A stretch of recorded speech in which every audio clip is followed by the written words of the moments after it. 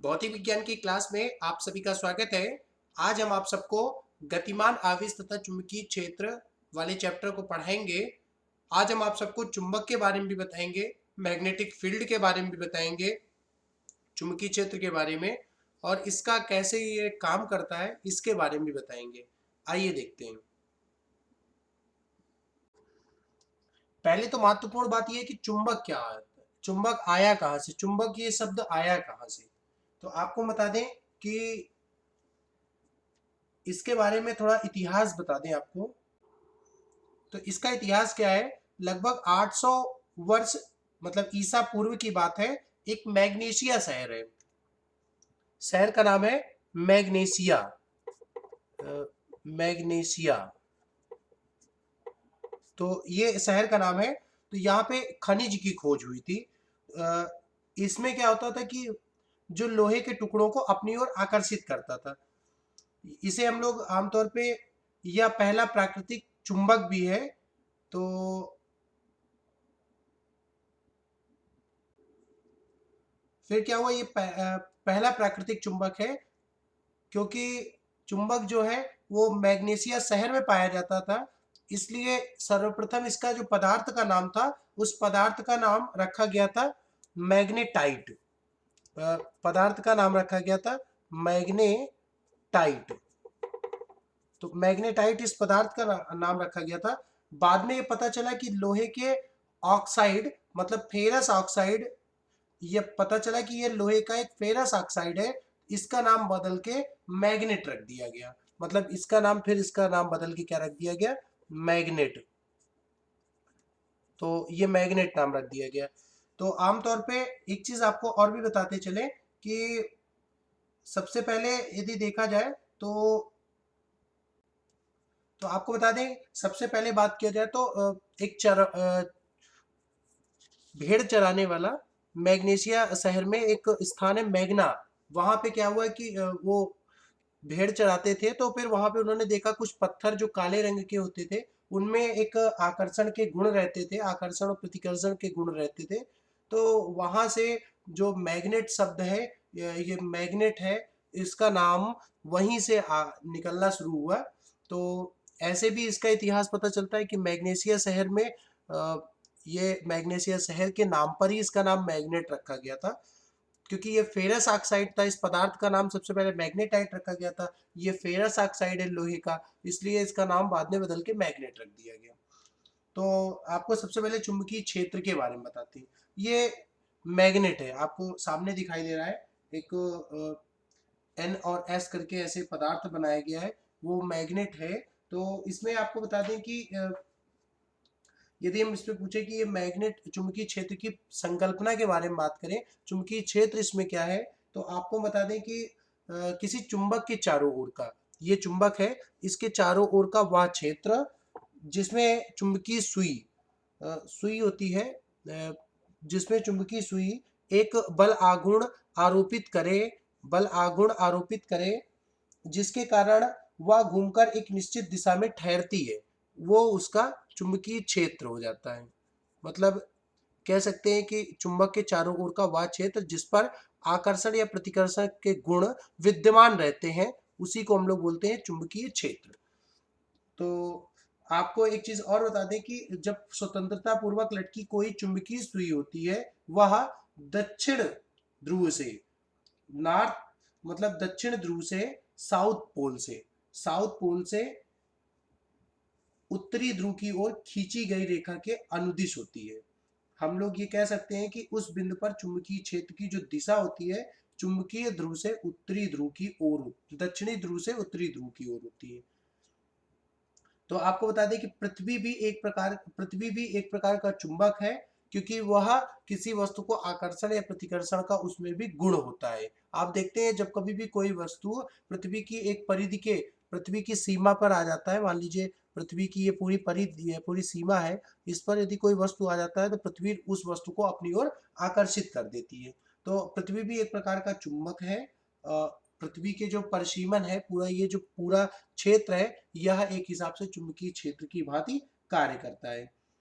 आपको बता दें कि जब किसी स्थान पर चुंबकीय सुई को स्वतंत्रता पूर्वक लटका दिया जाता है, तो वह उत्तर दक्षिण दिशा में आकर ठहरती है, अर्थात सुई का जो उत्तरी ध्रुव होता है वह उत्तर की ओर और दक्षिणी ध्रुव जो होता है वह दक्षिण की ओर होता है। इससे स्पष्ट होता है कि पृथ्वी के चुंबकीय क्षेत्र की दिशा दक्षिण से उत्तर की ओर होती है। यह महत्वपूर्ण पॉइंट है। फिर से सुनिएगा, किसी स्थान पर पृथ्वी के चुंबकीय क्षेत्र की जो दिशा होती है वह दक्षिण से उत्तर की ओर होती है। तो आप इसी हिसाब से देखते रहिए कि हमने आपको मैग्नेटिक फील्ड की परिभाषा फिर से आपको बता दें कि किसी चुंबक के चारों ओर का वह क्षेत्र जिसमें चुंबकीय सुई पर एक बल आघूर्ण आरोपित होता है, जिसके कारण वह एक निश्चित दिशा में ठहरती है, उसी को हम लोग चुंबकीय क्षेत्र कहते हैं। पृथ्वी भी एक चुंबक की भांति कार्य करता है, क्योंकि पृथ्वी किसी वस्तु को अपनी ओर आकर्षित करने का प्रयास करता है। और पृथ्वी चुंबक का भी यही काम होता है। चुंबक क्या करता है कि मैग्नेटिक फील्ड का, मैग्नेट का काम भी होता है कि वह अपने से जुड़े हुए वस्तुओं को, जैसे लोहा है, लोहे को अपने से खींचता है, अपनी ओर आकर्षित करता है। तो पृथ्वी भी एक प्रकार का चुंबक ही है, जिसका एक निश्चित चुंबकीय क्षेत्र होता है। पृथ्वी का एक निश्चित क्षेत्र होता है। पृथ्वी की अपनी परिसीमन पे आने के बाद में पृथ्वी उस वस्तु को अपनी ओर आकर्षित करती है। ये हम कह सकते हैं कि यही कारण है कि जब हम किसी स्थान पर चुंबकीय सुई को स्वतंत्रता पूर्वक लटका देते हैं तो वह सदैव उत्तर दक्षिण दिशा में आकर ठहरती है। सुई का जो उत्तरी ध्रुव होता है उत्तर की ओर तथा दक्षिणी ध्रुव जो होता है वो दक्षिण की ओर होता है। आपको मैं बता दें कि एक वैज्ञानिक थे, फ्रांस के वैज्ञानिक थे, बायो तथा सेवर्ट। अलग अलग वैज्ञानिक हैं, लेकिन इन दोनों लोगों ने मिलके एक प्रयोग किया था। प्रयोग करने के बाद में चुंबकीय क्षेत्रों के अध्ययन के संबंध में एक प्रयोग किया था। तो आपको बता दें कि जब किसी चालक के तार में धारा प्रवाहित की जाती है, जैसा कि चित्र आपको दिखाई दे रहा है, इस चित्र के अकॉर्डिंग ही है। जब किसी चालक तार में धारा प्रवाहित की जाती है तो उसके चारों ओर एक चुंबकीय क्षेत्र उत्पन्न हो जाता है। इसको फ्रांस के वैज्ञानिक थे बायो तथा सेवर्ट 1820 ईस्वी में विभिन्न धारावाही चालकों द्वारा उत्पन्न चुंबकीय क्षेत्रों का अध्ययन करने के लिए अनेक प्रयोग किए थे। इस प्रयोग के आधार पर उन्होंने रिसर्च एक किया था। उस रिसर्च को बताते हैं कि किसी धारावाही चालक के लघु अवयव, मान लीजिए ये आपने जो चित्र आप देख रहे हैं, इस चित्र में दो तीन बातें हैं। तो इसके बाद में जो अल्प लंबाई, हमने चालक के लघु जो अवयव है डेल्टा एल द्वारा चुंबकीय क्षेत्र में बिंदु P पर, आपने बिंदु P देखा है, एक ये बिंदु P है, एक बिंदु ये P है। इस पर जो चुंबकीय क्षेत्र है dB निम्न बातों पर निर्भर करता है। पहला तो चालक में प्रवाहित जो वैद्युत धारा होती है, जो चुंबकीय क्षेत्र होता है वह प्रवाहित धारा के अनुक्रमानुपाती होता है। दूसरा होता क्या है कि जो चालक होता है, चालक का जो चालक क्षेत्र होता है वो लंबाई, जो अल्प लंबाई आप देख रहे हैं, वह dl के अनुक्रमानुपाती होता है।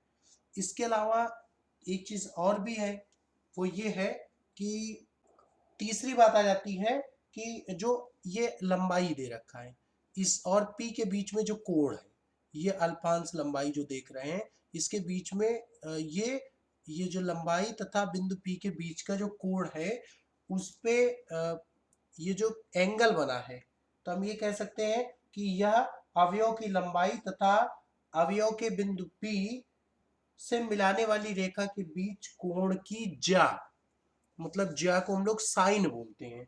तो अर्थात ये हम कह सकते हैं कि जो dB होता है वह प्रोपोर्शनल टू किसके हो जाएगा, साइन थीटा के। ये पहला समीकरण हो गया, ये दूसरा समीकरण हो गया, ये तीसरा समीकरण हो गया। और चौथी बात क्या आ जाती है कि बीच में जो एंगल आप देख रहे हैं, ये इस बिंदु और P बिंदु के बीच में जो दूरी आप देख रहे हैं, दूरी देख रहे हैं, तो ये दूरी मान लीजिए है, मान लीजिए r है। तो होता क्या है कि जो बिंदु P के बीच की दूरी आप देख रहे हैं, r के जो चुंबकीय क्षेत्र होता है dB, वह r के वर्ग के व्युत्क्रमानुपाती होता है। तो ये चौथा नंबर हो गया।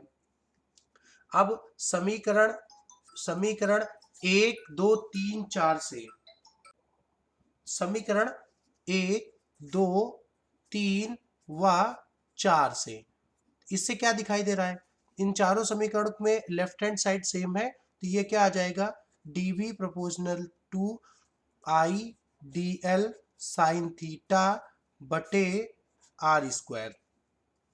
अब देखिए प्रोपोर्शनल टू का चिन्ह हटेगा तो यहाँ पे क्या आएगा, तो एक चीज और बताते जाए, यही जो संबंध होता है इसे बोलते हैं बायो सेवर्ट नियम। तो प्रोपोर्शनल टू का चिन्ह हटाएंगे तो एक कांस्टेंट आता है, कांस्टेंट क्या आता है, डी बी बराबर म्यू नॉट अपान 4 पाई, फिर आएगा I D L sine theta बटे आर स्क्वायर। तो एक चीज और बता दें कि यदि चालक निर्वात तथा वायु में स्थित है तो इसका जो संबंध होता है, तो वह इसका संबंध होता है dB बराबर mu naught upon 4 pi I D L sine theta upon R square. ये आपको बता दें कि आप म्यू नॉट क्या होता है, म्यू नॉट, यहाँ पे म्यू नॉट क्या है, फ्री स्पेस माने निर्वात, निर्वात की चुंबकशीलता है। तो म्यू नॉट यहाँ पे क्या है, निर्वात की चुंबकशीलता। आपने, आपको जब हम गॉसेस थ्योरम पढ़ाया था तो वहां पे आपको एप्सिलॉन नॉट मिला था, चुंबकशीलता है, चुंबकशीलता। तो वहां पे आपको एप्सिलॉन नॉट बताया था, तो वहां भी एप्सिलॉन नॉट का मतलब क्या बताया था, तो वहां पे एप्सिलॉन नॉट का मतलब, यदि हम इसी को वेक्टर फॉर्म में देखें तो D B vector is equal to mu naught upon 4 pi, इसके बाद में I D L vector in cross vector R upon R cube. एक चीज और बताया जाता है कि आपको एप्सिलॉन नॉट के बारे में बताया था, एप्सिलॉन नॉट क्या होता है, वैद्युतशीलता निर्वात की। तो निर्वात की चुंबकशीलता और निर्वात की वैद्युतशीलता दोनों में क्या संबंध होता है, तो आपको बता दें कि म्यू नॉट अपॉन 4 पाई की जो वैल्यू होती है वो 10⁻⁻7 होती है, इसको हमने समीकरण नंबर 1 कह दिया। 1/4 पाई एप्सिलॉन नॉट, इसका जो मान होता है वो 9 × 10⁻⁹, आप सबने पढ़ा भी है। तो यहाँ पे ऐसे लिखा है म्यू नॉट अपॉन 4 पाई, ऐसे लिखा है, इज इक्वल टू 10⁻⁻7, समीकरण 1 हो गया। 1/4 pi epsilon naught is equal to 9 × 10⁹, समीकरण नंबर 2 हो गया। 1 और 2 से क्या आ जाएगा, समीकरण 1 और 2 से ये क्या आ जाएगा, 4 पाई से 4 पाई कैंसिल हो गया, mu naught upon 4 pi upon 1/4 pi epsilon not 10⁻⁻7, जैसे बायां पक्ष बटे बायां पक्ष किया वैसे दाहिना पक्ष बटे दाहिना पक्ष किया। ये 10⁻7 नीचे जाएगा तो 1/9 × 10⁻16 हो जाएगा। 4 पाई से 4 पाई कैंसिल, तो mu naught epsilon naught is equal to 1/9 × 10⁻16 हो गया। तो यहां से क्या आ जाएगा, mu naught epsilon naught is equal to 1/3 × 10⁸, इसका होल स्क्वायर। आपको पता है प्रकाश की जो चाल होती है वो 3 × 10⁸ होती है, तो हम इसकी जगह सी लिख सकते हैं। तो यहाँ से क्या आ जाएगा, mu naught epsilon naught is equal to 1/c²। यदि हम सी की बात करें तो सी की बात करें तो सी का मान क्या आ जाएगा, सी इज इक्वल टू जाएगा 1/म्यू नॉट एप्सिलॉन नॉट। ये मान निकल के आता है, ये पूछा जाता है बोर्ड परीक्षा में, प्रकाश की चाल निर्वात में वैद्युतशीलता तथा निर्वात की चुंबकशीलता के बीच में क्या संबंध होता है, तो उसका संबंध होता है C इज इक्वल टू 1/म्यू नॉट एप्सिलॉन नॉट। यदि हम C के विमा की बात करें तो आप सबको पता है कि ये विमा प्रकाश की चाल है, अर्थात वेग की विमा होती है L⁻⁻1, लेकिन हम लोग इसकी विमा निकालते हैं।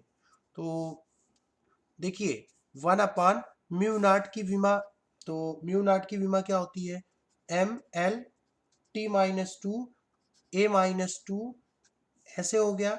एप्सिलॉन नॉट की विमा की बात करें तो M-1 L-3 T⁴ A²। यदि हम इन सबको कैलकुलेट करते हैं, कैलकुलेट करेंगे तो एक साथ सबको लिख दिया हमने, m की पावर 1, m की पावर -1, l की पावर 1 और यहाँ पे l की पावर -3, यहाँ पे t की पावर -2, t की पावर 4, a की पावर -2, a की पावर 2, एक साथ इसको कंबाइंड करके लिख दिया। तो यहाँ से क्या आ जाएगा, -1 + 1 कैंसिल हो जाएगा। यहाँ पे क्या बचेगा, l की पावर 1 है, l की पावर -3 मतलब l की पावर -2 बचेगा। यहाँ पे t की पावर 2 बचेगा और ये t की पावर -2 और t की पावर +2 कैंसिल हो जाएगा। तो बचेगा क्या, बचा यहाँ पे l की पावर -2 और t की पावर 2। यदि हम इसको ऊपर लेके जाएं तो ये क्या बचेगा, l l² t² या t की पावर -2, या हम इसको ये भी लिख सकते हैं l t की पावर -1 इसका होल स्क्वायर। तो ये क्या निरूपित करता है, ये वेग को निरूपित करता है, वेग की विमा है, ये वेग की विमा है। लेकिन एक चीज और भी आप देखते चलिए कि यहाँ पे लिखा था सबसे पहले अंडर रूट लगा था, ये अंडर रूट लगा है, यहाँ पे अंडर रूट लगा है, तो ये भी अंडर रूट हो जाएगा। तो अंडर रूट हो जाएगा तो ये क्या बचेगा, एल टी की पावर -1। ये किसको निरूपित करता है, प्रकाश की चाल अर्थात वेग की विमा है। तो आपको इससे क्लियर हो गया कि ये समझ सकते हैं कि ये सी की विमा क्या होगी, एल टी की पावर -1, अर्थात इन दोनों के बीच जो संबंध होता है वैज्ञानिक दृष्टिकोण से, जो हम लोग संबंध देखते हैं वो संबंध सही है।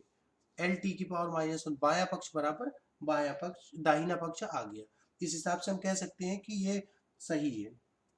अब एक चीज ये भी बताते चलें कि हम लोग पढ़ते हैं कि इसका प्रयोग कैसे देखते हैं, इस मैग्नेटिक फील्ड का।